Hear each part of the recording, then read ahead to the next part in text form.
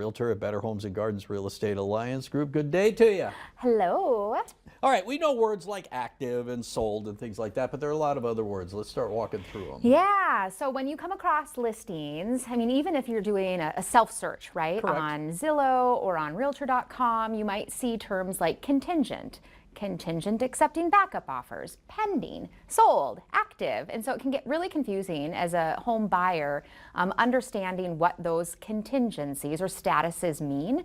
And so I really wanted to talk about what opportunities still exist based on the status that you might see online. Okay, so you find a property that you like and you go to your realtor. You're with me, Dot, and I say, I really like this. I'd like to put in an offer. Yeah. And they go, well, they have an offer pending. What does that mean? So a pending offer usually means that there aren't any contingencies that need to be satisfied yet, and it's as clear to close as possible. Okay. And so pending is usually the most challenging if you find a home that you're interested in to be able to try to write an offer on subsequent to.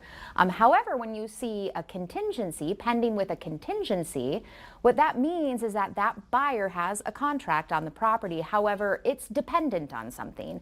And a lot of times your contingencies would be an appraisal or an inspection, or it could be that your contingent is based on you having to sell your existing home before you can buy this new home.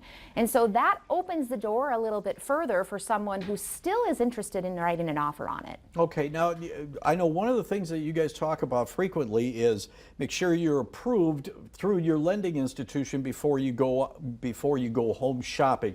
So is a contingency sometimes we're waiting for that person to get approved financially? It could be, but I think today a lot of agents will ensure that their clients are the best position possible to be an accepted offer. And one of the things that sellers are looking for is that you've done your due diligence well in advance of writing an offer. So most offers today come with a pre-approval already attached, because that gives the seller confidence that this buyer doesn't have to wait for a response from the bank. They've already done that, and then those contingencies are diminished and they might be limited to just an inspection or even insurance documents and like. Okay, so you as my agent, you would make sure that the steps, the T's are crossed and the I's are dotted before going to look for a home. You'd say, Wayne, you really need to get approved here and you need to take care of this, this, and this. Yeah, because you want your offer to be appealing to the seller, especially in multiple offer situations, which we see quite frequently. Generally speaking, the fewer contingencies you bring to the table as a buyer, the better your odds of acceptance. Okay, so as a contingency, do the sellers try and shy away from that, or will they take that and keep the property on the market and so that they can get a cleaner one? Yeah, so I think a lot of agents representing sellers are keeping the seller's best interests in mind and then walking through each offer, because you have to consider it in a whole. And so you might get an offer that has a really high price point, but there's a lot of contingencies that you have to wade through.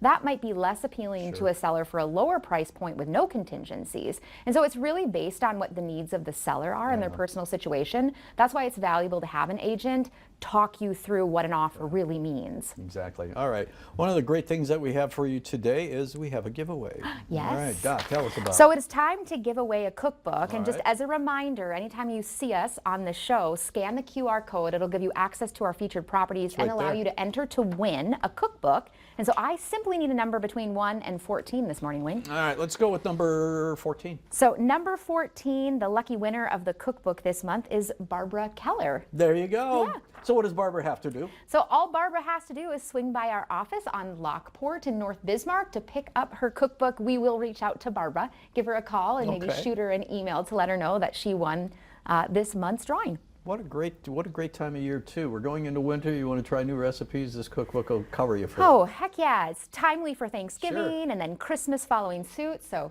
exciting stuff. Sounds good. Thanks, Dot. Yeah, Appreciate thanks it. for We'll see having you in me. a couple of weeks.